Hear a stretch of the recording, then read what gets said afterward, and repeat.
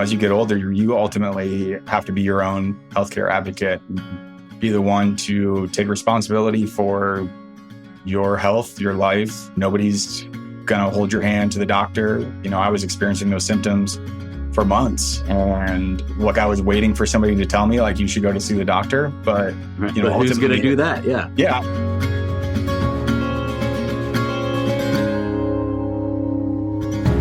I first saw Joe on a social media post where he was talking about having cancer, the treatment he had been through to that point, and wondering aloud whether he would pursue further treatment if and when his cancer came back. I knew I wanted to ask him to be on the podcast because he's young and he was so open about his struggle. So I asked him to be a guest, and from the first time we talked, I wanted to be his friend. I find Joe to be warm, down to earth, and honestly, just a cool guy, and I think you will too.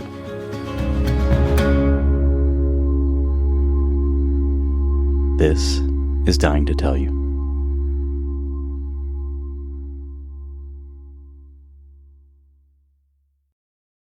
My name is Joe. I'm 34 now. I'm in Los Angeles, California, Southern California, and recently, within the past year or so, started sharing some of my stories and past embarrassing moments of being diagnosed with and going through treatment of stage 4 colorectal cancer. And that's how we met. I saw a video that you did on TikTok, and it was covering something that I think we should probably talk about at some point, which was thinking through if this comes back and what it might be like to either go through more treatment, more chemotherapy, or forgoing that and see, like, what does that mean? How would that be?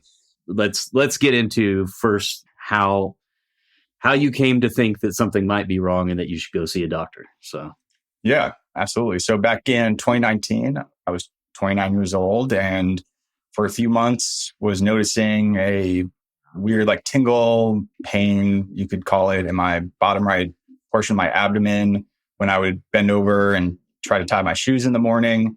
And that went on probably for about 5 months or so before I really did anything about it. My biggest red flag for sure was noticing a little bit of blood after going to the bathroom. Now, that wasn't every single day. It wasn't a lot, huge alarming amount either. And I always just chalked it up to hemorrhoids, which, I don't know, if you look online, that's basically what it always says. If you're younger and you notice it's like, oh, no big deal, it's not consistent, whatnot. So I put that off for similarly, probably about 5 months or so. And after some more issues, I finally went to the doctor and was referred for a colonoscopy, in which they ended up finding the large adenocarcinoma just hanging out down there. Right. So Right. Being so young, and if you look up online, they always say hemorrhoids, and I'm sure when you went to your doctor, they were like, oh, you're young, it's probably nothing to worry about, but let's go ahead and do the colonoscopy just to be safe. Which, right, I mean, I'm glad they did. Were your symptoms during that time when you were kind of like putting it off, were your symptoms getting worse at that point? They were getting more consistent. Okay. Definitely the blood part of it. That was really my biggest red flag. Immediately should have been.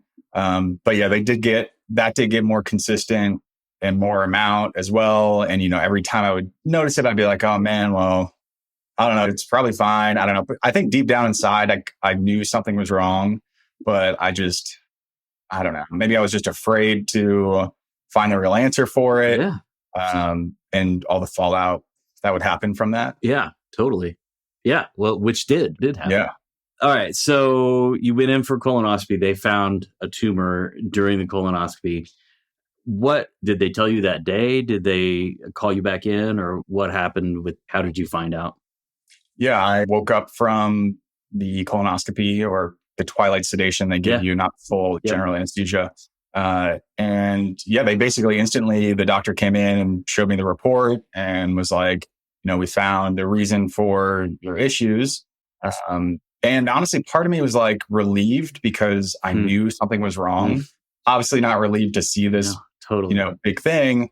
And although she wasn't able to say 100% this was cancerous, she was like, 99% chance it is. And instantly going through my head, I'm like, okay, well, what is like, I'm going to need chemo? Do I need surgery? And, she was trying to kind of cool my, like trying to get ahead of what's going on.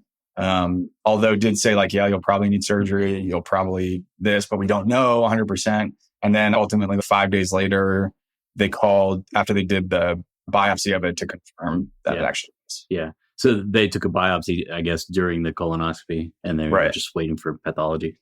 All right. And so they confirmed, and then they said, what? Like, come get surgery. Said you're screwed. Yeah. No, they said, that's it. Start the timer. No. What did he say? I mean, is that what you thought? I mean, I don't know, man. That was like, I'm not sure what I was thinking, to be honest with you. There's such a whirlwind of what does this even mean? How this just like implodes everything you think is going in your trajectory in life.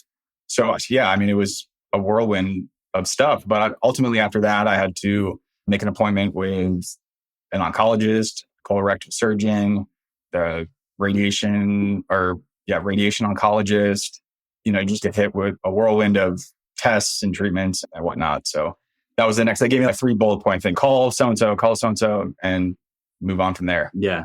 Did you know from the beginning that it was stage 4? No, I didn't actually. And initially they thought that it was stage 3, just still localized, even though, we did a CT scan and they saw a couple really, really small spots on my lungs. They saw like really, really tiny one on my liver as well. But they wrote in the report, like they're too small to characterize, could be nothing. So we started the treatment journey thinking it was just in that localized spot. And then ultimately it was after the surgery, when we did another CT staging, they determined that it was in my liver and both my lungs. So I think what ultimately happened, like those spots were already there. And after treatment, they shrunk enough, but not 100%. I stopped treatment. I did surgery, and then they started to grow again. And ultimately they're like, okay, well, it already has spread. And then it was back into more treatment nonsense. Yeah. Yeah. All right. So, let's get to the treatment nonsense. I'm curious how that was for you, but you do some treatment and then you do surgery. Yep. Right. Was it chemotherapy treatment at first? Yeah. The treatment, it was oral chemotherapy, I believe, or Xeloda. I could be wrong. And he took that like in conjunction with doing radiation 5 days a week for, I think, maybe about a month or so, where you go in and they, line you up on the table and give you the good zap. And then the idea of that was to try to shrink the tumor as much as possible before surgery. So the surgeon, was dealing with a smaller area. So I don't know. I didn't feel like radiation was too bad, but the first main surgery was like really gnarly. Like waking up from that with a temporary ileostomy, which, they bring your small intestine through your abdomen wall into a bag. That's what I was most upset about. I still remember like in my first meeting with the surgeon, and my parents were there. I remember just like breaking down when I was like, well, am I going to need a ileostomy? Because I don't know. That's what I was really afraid of. Yeah. And he was like, yeah, you are, but it's going to be temporary. And yeah, I was really upset about that. That was definitely a life-changing treatment for sure. Yeah. Yeah. When you say upset, I can imagine myself getting that news. Were you scared or sad or angry or embarrassed? I mean, those are the things that I'm thinking, like, feeling like, how am I going to live my life with an ileostomy? I don't know what was going through your mind. Probably a little bit of all of those. More so, being scared of the unknown, what to expect. And I've only ever seen photos and other random like medical videos of what an ileostomy is. Scared of the pain, at the time, still having a relationship. How's that going to affect intimacy? I feel about myself, self-image was a big thing, because I was just like, looking down and seeing what's called a stoma, but the part that comes out of your stomach is really weird. It's definitely a change of pace from what you're used to. Sure. But I don't want to like talk too much smack on ileostomies. Like it was really hard for me. And some people have said, well, it saved my life. And I totally feel that. Like, it's not shameful to have one. It's not a bad thing. Simply saying, for me, it was a very difficult transition too. Yeah. Yeah, of course. Yeah. Two things can be true, right? It can be life-saving, and it can also cause a lot of distress. That's allowed, I think. Yeah, I don't think you're saying it's a bad thing. Like, nobody should have it. Obviously, you had it, and it was good for you.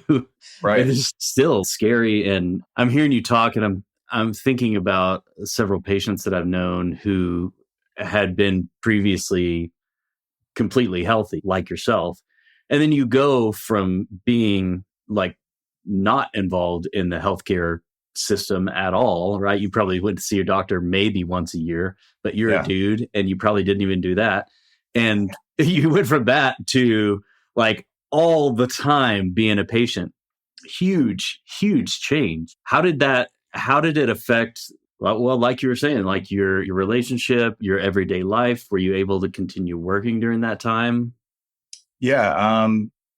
It was definitely difficult, relationship wise, trying to have someone be your caretaker in a sense. Definitely changes that dynamic. But in regards to working, I'm trying to remember when. So 2019, I was still working. I was still working through the radiation treatments every day.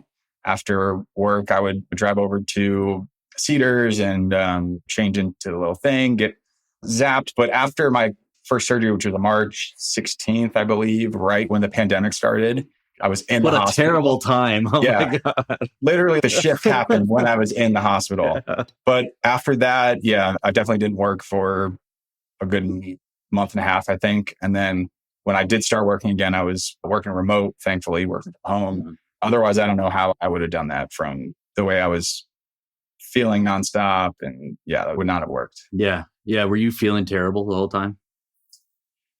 Yeah, pretty bad.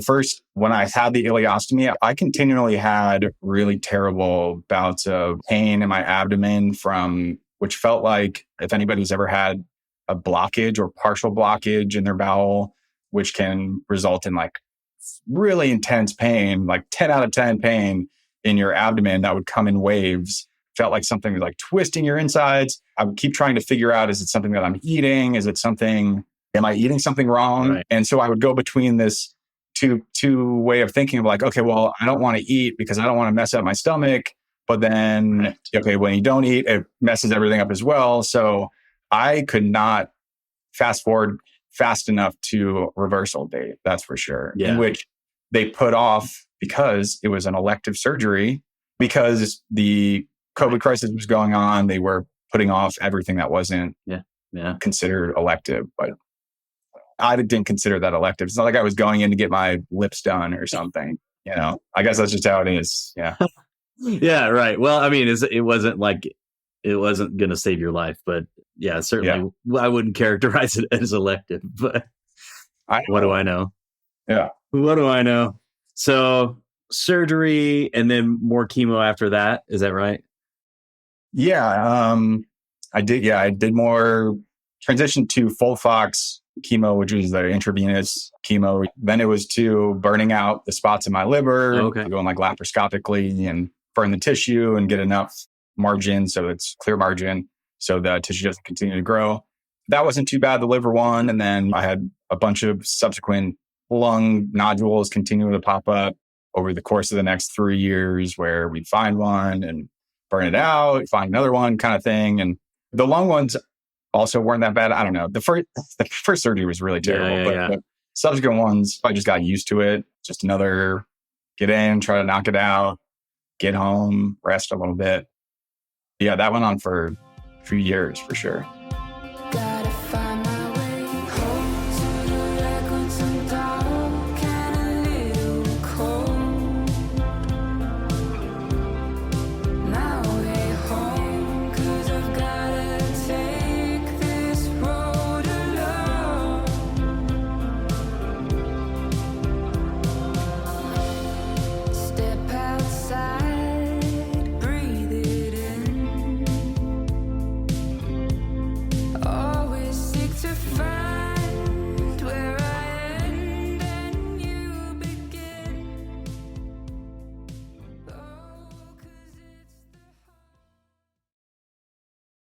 Well, where are you at now? Yeah. So now, let me see. So it's been about a year and a half or so since I had any treatment, any surgery or chemotherapy, thankfully. Mhm. And yeah, we're just hoping to keep this streak going. Right. Right. Yeah, that's a long time of no treatment. Life Yeah. is kind of back to normal-ish. Yeah. I feel pretty good. Obviously after the big surgery and then they reverse it back, you have to learn basically how to go to the bathroom again. Right. Right. And being able to hold it or feel confident leaving your house without having to run to the bathroom. That was really, really hard. I don't know. Only in the past year or so, it's gotten like 85% better, 90%. Definitely during the first few years after reversal, it's like, man, couldn't leave the house, like afraid to drive anywhere because where's the closest bathroom, which is really, really sucks when I don't know. I took it for granted. Like just going to the bathroom when you're healthy. Totally. Until you can't do it. Yeah. Yeah. So, I mean, yeah, I guess it just really confined you to home, basically. Yeah. Yeah. For the most part, I wouldn't just be going around, on joyrides. Right. That's for sure. Right. Just because of what's technically called LARS, which is low anterior resection syndrome, which a lot of people, the majority of people have or experience after reversal of this kind of surgery, in which you either have to go a lot, you go to the bathroom a little bit, you feel like you're done, and then like instantly you have to continue to go back. And this can happen overnight. So you're up all night kind of thing, or, during the day. Yeah, it's definitely a lot to try to get used to. Yeah. I guess I'm wondering, there is a burden associated, right? And probably some risk too associated with having an ileostomy. And did they talk to you about just leaving the ileostomy in, or was that an option for you? Or it was an option, yes. And I was having obviously all those issues I was just explaining, and I talked to my surgeon, and he ultimately said, like, if it does get bad enough, if some people do ask to go back to the ileostomy. Mm-hmm. In my mind, I don't know, that was never an option really for me. I figured I would just kind of grind it out. Hopefully things would get better with time, which they did. Okay. Yeah. That was going to be my next question. Things got a little bit better, and was it gradual, I guess? Yeah, very, very gradual, and had to do with like trying to figure out certain things I couldn't eat or drink anymore, or that would aggravate, having to go more often, or some prescription medication like Lamodal, which is like an anti-diuretic, I believe, supposed to make it so you don't have to go so often. So trying to balance out a few different like lifestyle factors very gradually over time got better. Yeah. Yeah. You look healthy. Do you feel healthy? Yeah. Right now, I think the biggest thing right now is the mental aspect of it. Really, more so than physical. Continually going every 3 months is like that reminder of, waiting for the other shoe to drop, right? Or just start to get on a good trajectory with work or with whatever. And then just to have in the back of your mind, well, you never know, like something could happen. So I'd say, physically, yeah, I feel pretty good. Mentally, though, I'm still trying. Every day is a little progress. Yeah. Well, yeah. You joked, well, maybe it wasn't a joke, but about getting that port removed, and that would be bad luck, and then it would just come back, right? I imagine there's probably some truth down inside you a little bit with that. And I guess that little joke made me wonder a little bit about how you see this. Like, you're a young guy, right? And this thing that is pretty rare, right? For somebody your age to have this happen. What do you make of this? Luck, superstition? Is the universe doing something to you, or God looking out for you or not looking out for you? Or what do you think about all that? Yeah, that's an interesting question. Definitely at the beginning of all of this, I really like wrestled with that. Like, why did this happen? What caused it? And I thought of everything from I'm being punished for making bad decisions in my life previously, or like being, I don't know, a bad person or mean to somebody in the past. And this is like way of getting back at me. And It seems a little extreme. I mean, I don't know. You think of everything, dude. How mean were you? Yeah, I know. I always have to put a caveat. I wasn't that bad. I'm just saying in general. But I thought from stuff like that to, was this a diet related thing? Was it just bad luck? I think now it probably was a combination of a bunch of different factors of like, Of course, diet, exercise, I don't know, drinking, maybe. I think ultimately it doesn't really matter. I could continue to go down that rabbit hole for forever. I've been thinking more about it now. Like maybe this is just some kind of learning lesson, teaching me to become a better person, bigger person, try and help others and see some kind of positivity in it. Unlike I did at the beginning, for sure. Yeah. Well, I mean, in the beginning, God, I can't imagine thinking anything but holy shit, this is really scary. I would be terrified. And, but yeah, I think, I mean, several of the people on the podcast have talked about the lessons they learned or how they've changed, what's changed in the way that they view life since their illness, since getting an illness, a diagnosis of an illness that will at some point take their life if they don't get hit by a bus or something. What are you learning? What's this taught you? Yeah. What has it taught me? I don't know. I think it's taught me to try to not, get caught up and worry about such small things in everyday life, getting mad at work or getting super upset about small things that, wasting your energy on by getting upset about. Ultimately, I don't know. I think I'm still learning from it, to be honest with you, for sure. Yeah. You started telling your story on TikTok and maybe other social media too, but what do you have a big piece of advice that you would give to people who are dealing with something like this? Yeah, my big thing is that as you get older, you ultimately have to be your own healthcare advocate, be the one to take responsibility for your health, your life.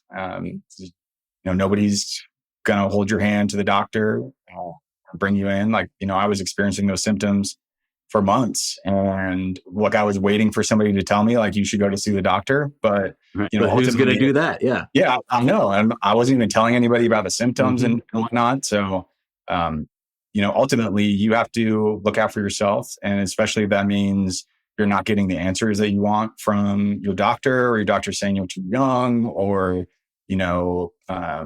insurance is giving you pushback because you're under the age of 45, which is the suggested age to get a colonoscopy.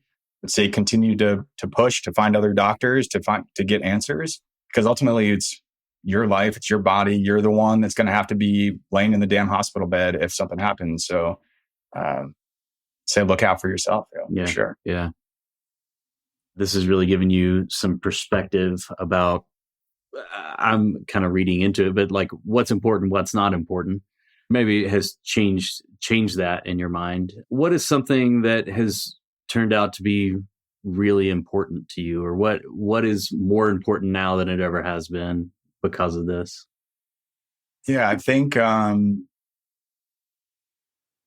know, trying to be a better person, and, care for the relationships that matter in your life. I think that's ultimately what it's really about. I'm not entirely sure why we're all here on this pale blue dot, spinning in space. Yeah. Would love to know. But I think it has something, we're here to learn some kind of lessons to progress our consciousness in some kind of way. And I hope you're not always going to do the right thing, right? I've messed up a lot in life. I've made really bad decisions in the past. And I think it's how you shape yourself moving forward from those that is ultimately going to be how you progress in life and come out feeling gratified in some way. And obviously easier said than done, or to try to like reflect on that is really hard sometimes. But yeah, I think relationships and just helping another person out is really, I don't know, what I've come to feel is gratifying in life now. Yeah. Yeah. We tend to think all the stuff that we're doing is really important. And for a lot of people it is. And then something like this happens and it really shifts everything. And for most people, it's, the people in your life that become really important. And I've been with a lot of people who are dying like that day. And Yeah. their worry is always, is my family going to be okay without me? And yeah. So yeah. How did you said your parents were there with you. How did your family react and how are they doing now? Yeah, that was a tough couple phone calls that I had to make. My mom doesn't live out here in California. My mom's in Florida. My dad is out here in California, but a little bit further away. And I hadn't even told them I was going in for a colonoscopy, to be honest with you. I was like, no, there's probably nothing. I'm not going to get my mom all worried on the East Coast if it's nothing. I was like dreading that phone call to tell my mom. I felt bad. I didn't want her to be upset and I didn't want her to be afraid. And same with my dad as well. They were there for me and were there to support me and try to lift me up when I was going through everything. And now things are going well. So they're obviously happy with how things are going. Thankfully I did have a decent amount of like my main family support going through all of it, whether it was like I was feeling really crappy or having a really bad stomach day, just like call my mom and kind of just be a soundboard of how I was feeling. And I know not a lot of people might not have family or a support system. And I think that makes it more difficult for sure. Along with this happened when COVID was going on. So going to surgeries and chemo and they weren't allowing visitors. We were just kind of rolling in solo and trying to get through it. But that was just the changing landscape at the time. And you kind of learn to adjust and move forward with what is given to you, Yeah, I guess people often say, oh my goodness, I don't know how they could do this. And it's just like, well, you just do what's next, right? You just take the next step. And I guess you were just there at that time and it's just what you had to do. Exactly.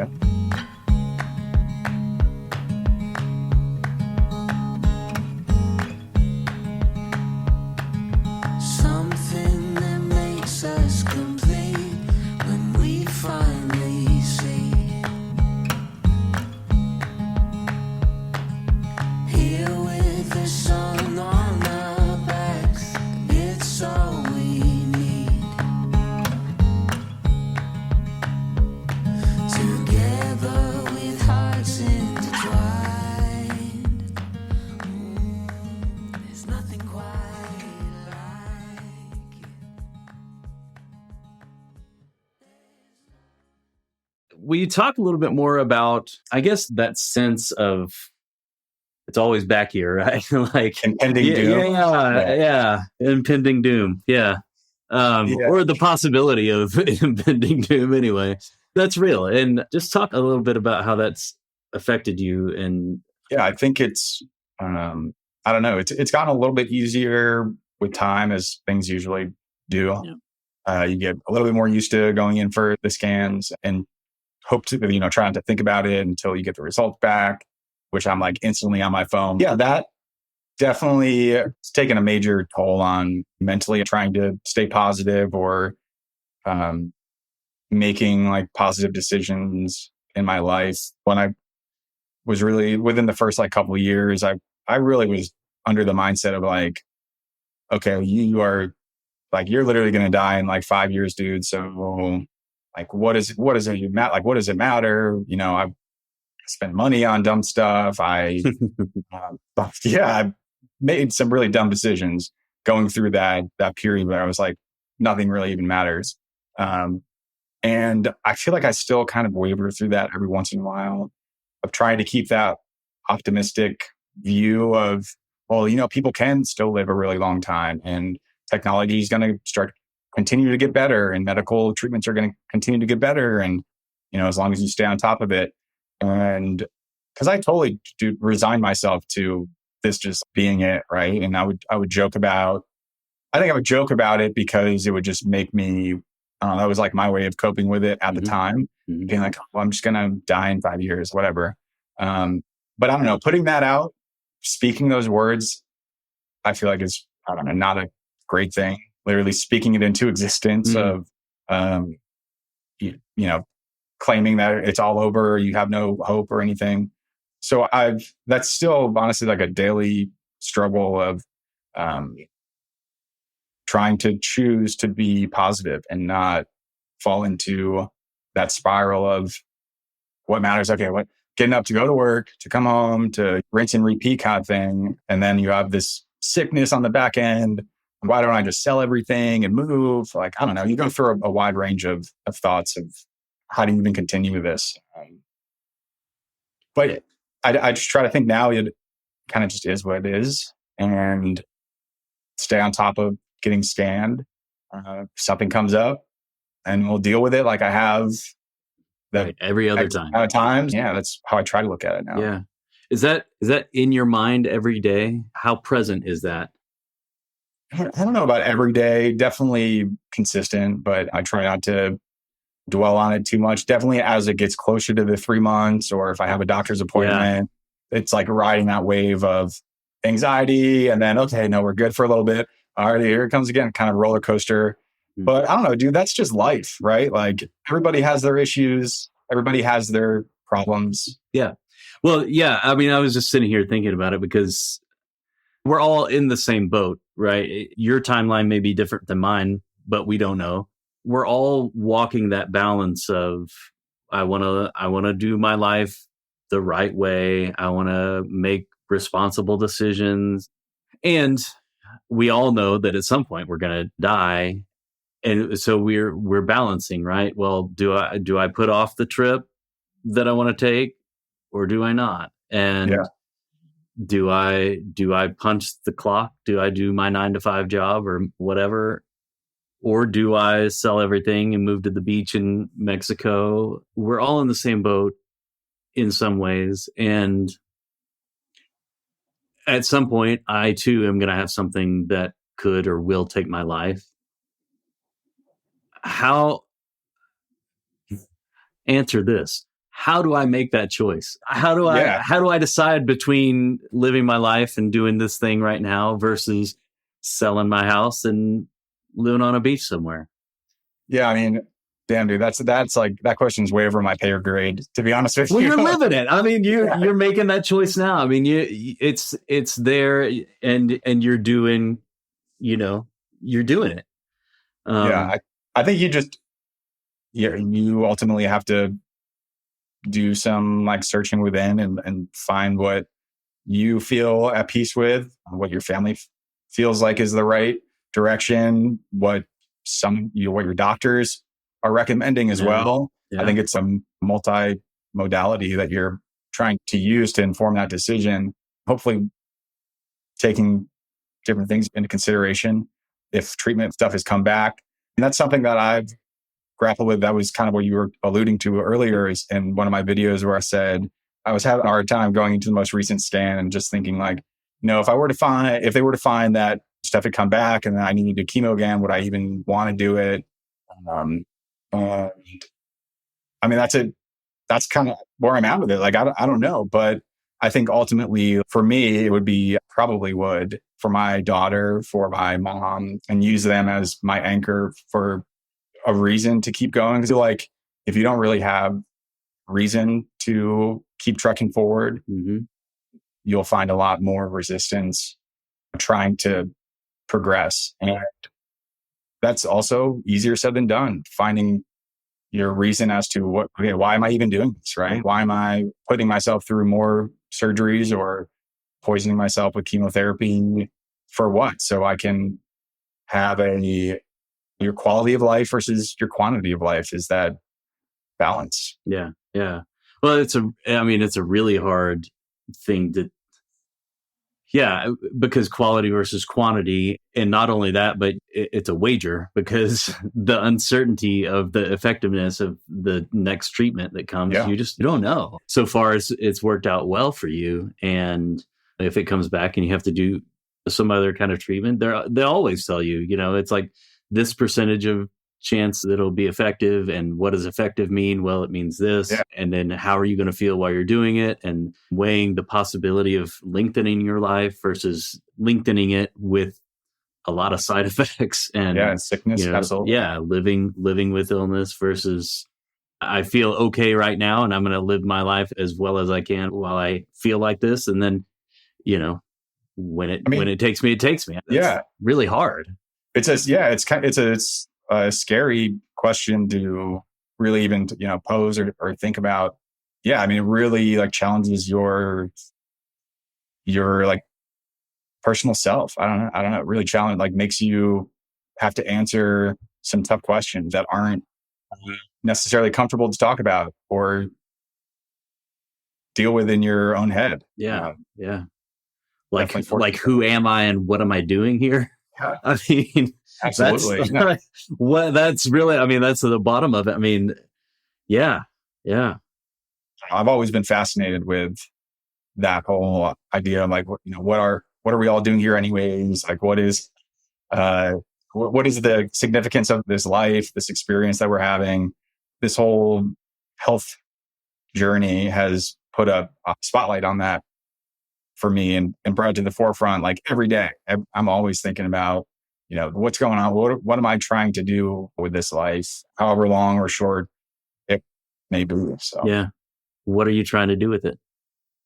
Man, I'm still every day I'm trying to figure that out. Yeah.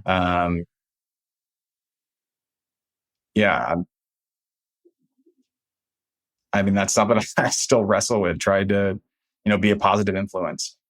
Yeah. Leave it better than you found it. Yeah. Have you you're engaged in the social media. I assume that at some point you're talking to some other people who have similar illnesses, and has that been useful to you? I know that like support groups and things like that can be really helpful for engaging in those more difficult questions. And especially when you're thinking about further treatment and stuff. Have you gotten connections from that?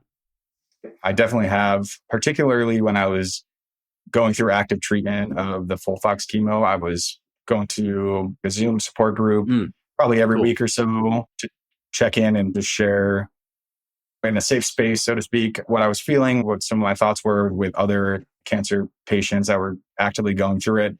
And that definitely helped me like as I was going through treatment. I think as I got further out from finishing chemo, I found it to be more upsetting to me to go to those meetings because it was kind of reigniting the emotions that I would have when I was going through treatment. As much as it helped me during it, like afterwards, I was trying to kind of move on from it and not. It was also, my emotions were still kind of raw from going through it and feeling like shit. But I feel like now on some of the videos that I put out, it's been awesome to connect with some people that have gone through or going through the very similar thing, that this is a topic, colon cancer, rectal cancer, that seems to be taboo in a sense. It's, I get it. It's awkward talking about going to the bathroom and your butt and whatever. Like I get it. That's, it shouldn't be, but it is. Right. So no, it's true.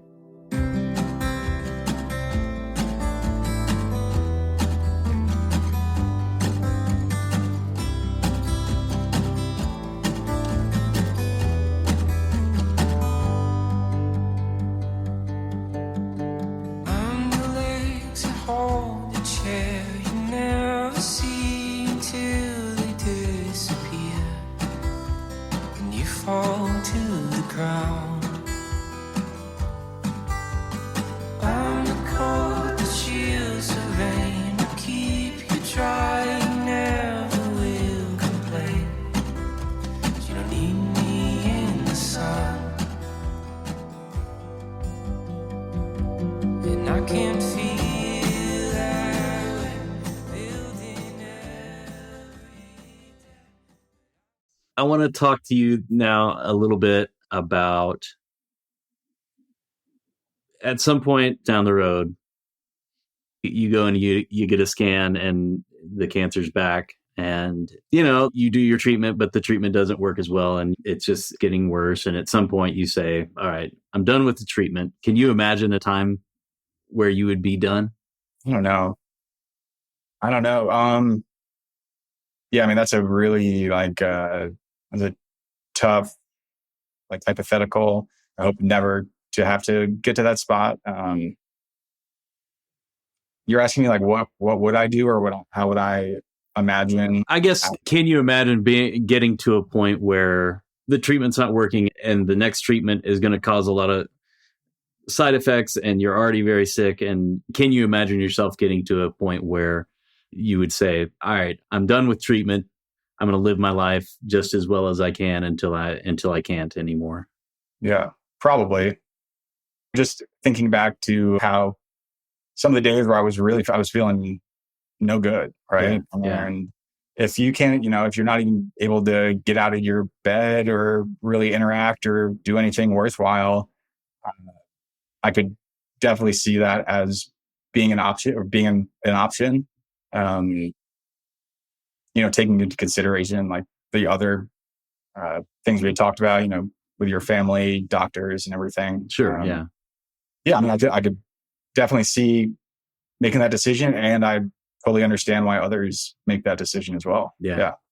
I certainly can understand making that decision. I can also understand, I've worked with patients, especially young patients. I'm thinking of a young mother who had young kids, and she was like, anything that I'm offered that might prolong my life, of course I'm gonna take it, and she did till the very end. And I can totally see that.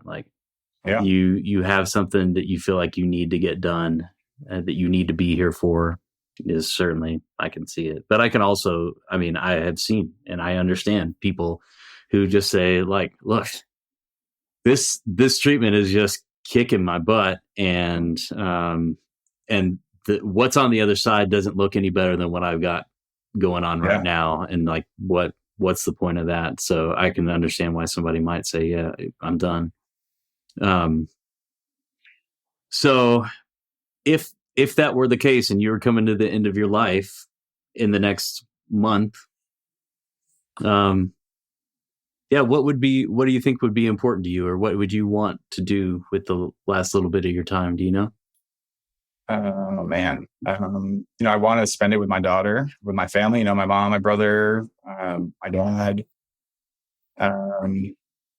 take some time off from work. Please don't go to work. Stop working, stop contributing to my 401k. No, I think it would be being with family, being with close friends, and doing whatever would make me happy in that time, whether that's taking a vacation or just being with family, really, would be my number one thing. Yeah. Not surprising. That's, a lot of people I know, say that. Yeah. Are there bucket list things that you feel like you really need to do before you come to the end of your life? Not really. Yeah. I don't have a top 3 if I need to do something, and nothing particular. Yeah. Yeah. I think a lot of people are like that. You think you have all these things you really want to do, but the most important things are just spending time with people you love. Absolutely. It's really true. What do you think happens when you die? Afterlife? I think our consciousness definitely transcend this 3D reality that we live in, whether that's specifically heaven.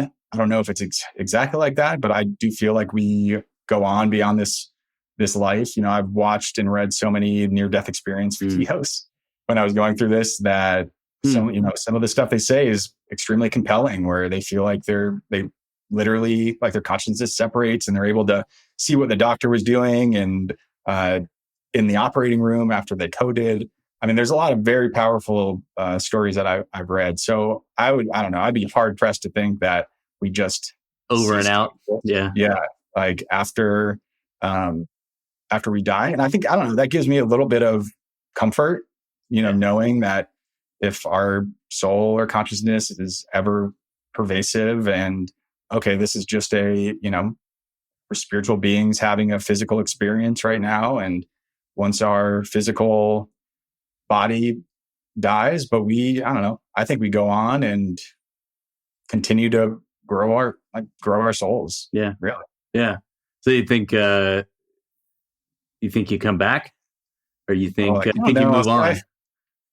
I don't know. I think it probably has to do with like where you're at in your spiritual journey, in a sense. Do you need to come back to learn more? I do. Stuff? I hope not. I need to. I got a lot to learn. Yeah, I feel that. But yeah, I don't know. I hope to move on. So let's next.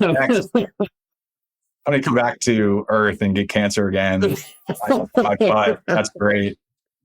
Thanks for that. I know my like higher self right now is laughing at me like, see? Yeah. Well, that's just what it is. You're butt cancer, dude. Like, have fun. Like, have fun dealing with that. Yeah, I would hate to come back and have the same thing. You should at least get a different kind of cancer. Yeah, like switch it up, guys. Come on. Oh, man. Okay. Anything that you want to say that you haven't said so far? Not particularly. I think an important takeaway is just to remember you have to look out for yourself when it comes to like advocating for yourself medically. And it's not embarrassing to get checked or talk to your doctor about issues you're having. The tests are really fairly simple and straightforward, and you'll save yourself a lot of doctor's appointments in the future if you make that one doctor appointment. The trade-off is very valuable to go to that one doctor instead of the cascading appointments that will come. So yeah, catching it early for sure. I have a poop test sitting in my bathroom right now. I'm 45. So it's time. It's time. Today's the day. No, but probably not today, but in the next week for sure. Yeah. All right. So the last question I always ask is, how do you want to be remembered? I hope to be remembered as a fun, compassionate person that tried to do some good in his life and made people smile or remember happy, good times. So yeah. Good. Cool.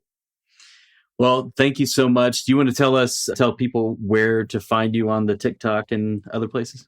Sure. Yeah. You can go to my website, radiant14.com, and I'll link to other social medias from there, depending on. We'll put a link to your website in the show notes. Thank you. Yeah.